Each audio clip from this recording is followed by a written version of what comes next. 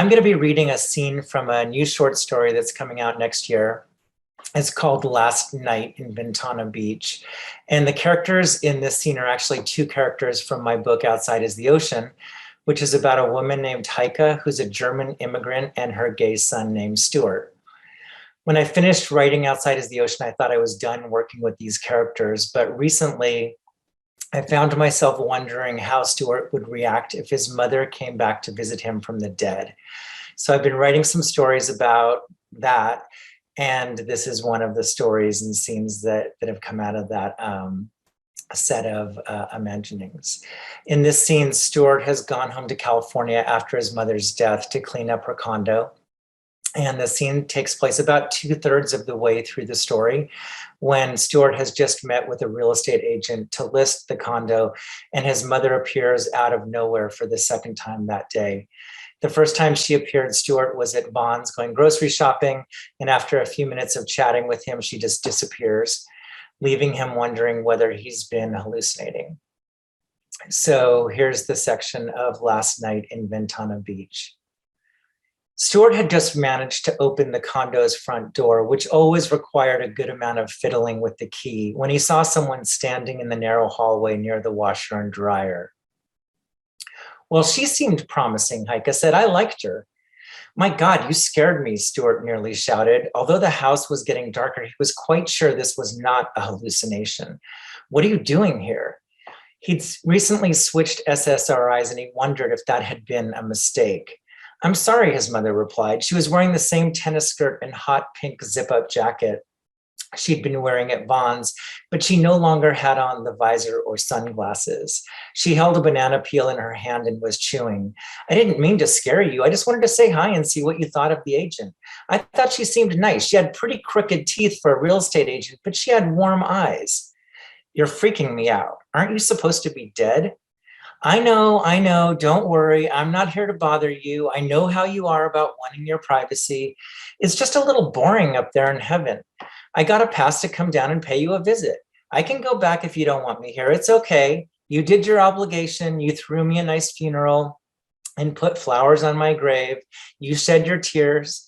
I must say I was surprised, but it seemed genuine. He stared at her, not sure whether he should embrace her or call 911. He wondered whether maybe she'd changed her mind about the will and was coming back to sign a last-minute codicil to bequeath her possessions to the 7-year-old girl in Tegucigalpa with a cleft lip.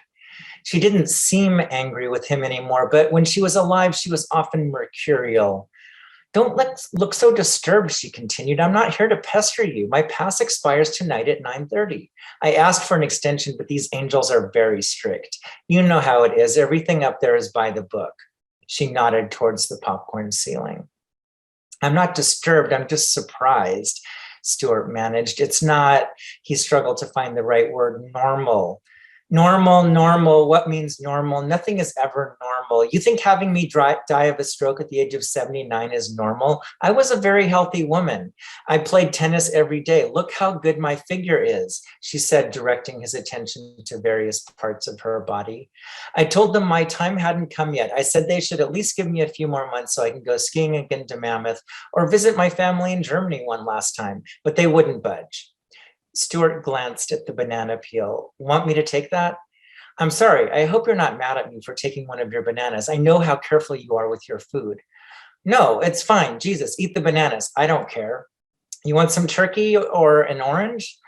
Are you sure you don't mind? She asked. I don't want to eat you dry. He told her she could have whatever she wanted, and soon enough, they were in the kitchen and she was peeling one of the navel oranges with the little paring knife she used to use, then eating the fruit with her fingers. She hadn't washed her hands, but he decided it really didn't matter anymore. She wasn't making him supper, and he didn't think she was going to try to feed him any of the orange sections. Delicious, she said, wiping her mouth with her sleeve. So juicy. Everything up there tastes horribly bland. You wouldn't believe it. You'd think in heaven the food would be good, but it's like chewing wet cardboard. They gave us a tiny bowl of fruit salad this morning and it tasted like airplane food. Little slivers of unripened tangerines and artificial peaches and syrup. I almost sent it back, but you can't do that as a newcomer. You have to be just so or you end up getting a reputation. I can already tell there are cliques. There's a group of women who play canasta together and they refuse to make eye contact with me. Very standoffish. Stuart thought about getting his iPhone from the dining room table and asking his mother whether he could make a video of her. It was something he'd been meaning to do while she was alive, but he'd never gotten around to it. He knew everyone would think he'd lost it if he told them his mother had come back from the dead to visit him.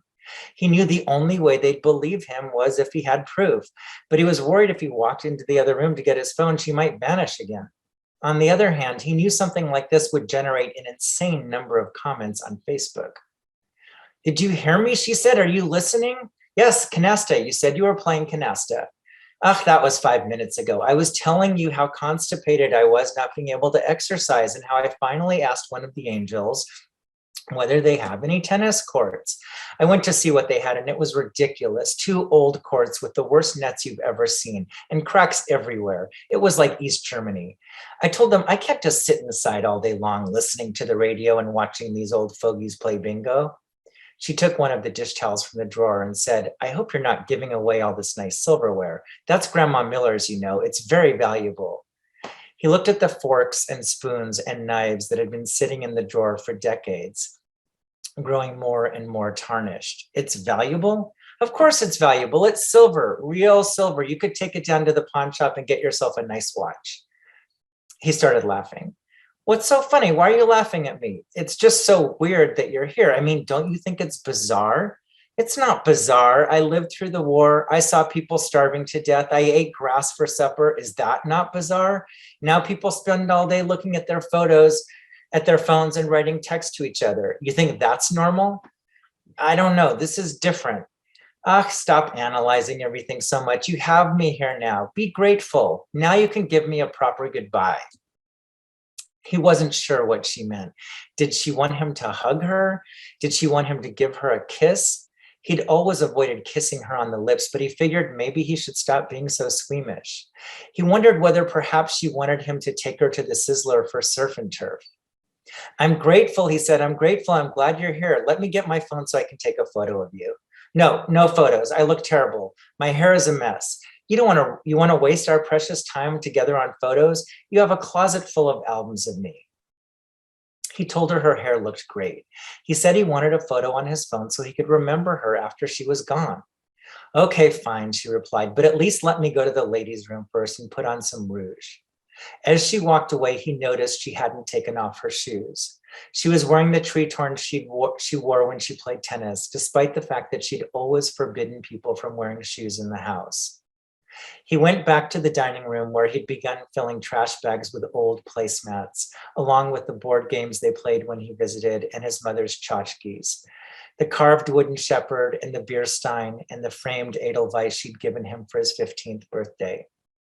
He quickly rescued the Edelweiss and the wood carving from the trash bag and put them back on the mantle. The last thing he needed now was having a fight with her about which items he was keeping and which he was giving away. When Heike came out of the bathroom, he was sitting on the couch. I hope it's okay I went big, she said. I finally had to go. The toilet paper up there is like sandpaper. When she was alive, this was the kind of comment he might have objected to. But now, here, he said he was glad she was feeling better. He patted the place on the couch next to him and said he wanted to make a video of her. A video? Why a video? As a keepsake. But you don't have any children. Who are you going to show a video of your old mother to? I'm not even properly dressed. He promised not to show the video to anyone, though of course he was lying. He was always whoring around online for more comments and likes. He told her he wanted her to yodel. He said he wanted to hear her tell him about the men she dated after his father divorced her, about Bob Kelly and Richard Chastain and the artist from Encinitas who sold spray-painted thistles on the beach whenever it wasn't raining. Soon enough, she was recounting stories he'd heard 1,000 times, telling him what it was like to grow up in Germany during the war, and how she came to the United States to work as a maid when she was just 21, and about the men who tried to seduce her when she was still very innocent. Stuart held the phone up and made sure his mother's face was centered on the screen, trying not to jiggle his hands. He kept wanting to bring up their fight about the sweater, to apologize for not being more gracious and trying it on. He wanted to thank her for not disinheriting him, but he decided not to interrupt because she was on a roll. As Heike talked, he noticed he didn't feel the anxiety he experienced around her when she was alive. Previously, when he visited her, he always felt on edge. Each evening when he went back to his hotel, he spent hours in his head replaying the demands she'd made during their day together and her endless criticisms. He felt like a crock pot set on high that was ready to explode, like the smallest thing would set him off, and he might, if he didn't restrain himself, say or do something terrible. Sometimes he allowed himself to admit that he hated his mother, not just the expectations she placed on him, but her neediness and pushiness and stinginess. Admitting this filled him with guilt, of course, because how could a son hate his own mother? She'd never beaten him, never abused him, never abandoned him on the side of the road. The feelings he held in his heart were, he decided, wicked. Now, sitting on the couch with her, he felt something different, however. He didn't find his mother's presence suffocating anymore. He no longer felt consumed by the fear that she might become hysterical or unhinged. For whatever reason, she didn't seem to hold the same power over him. Heike had been talking for close to an hour when she finally paused and said, "Okay, that's enough. Aren't you getting cold? It's like winter in here." It was dark now, except for the light in the kitchen. They were sitting on the couch and Stuart had to pee. He stopped the recording and told his mother he'd be back in a second. "I'll get you a blanket," he said, and headed into the bathroom. He sat on the toilet because he'd reached the age where he found it easier to empty his bladder sitting down, and he felt the soles of his feet and the crown of his head coarse with light. A tingling sensation filled the roots of his teeth. He wondered if his mother knew that he'd given Coco away to the neighbors and whether she'd be mad at him for not taking the cat back to New York. He wondered whether she was going to ask him what he was planning to do with the money she'd left him, and whether she might try to extract some kind of promise from him. On his way back to the living room, he turned on the lights and took the comforter off his mother's bed and jacked the thermostat up to 74. When he returned to the living room, the couch was empty and his mother was gone. "Mom," he called, "I got you a blanket."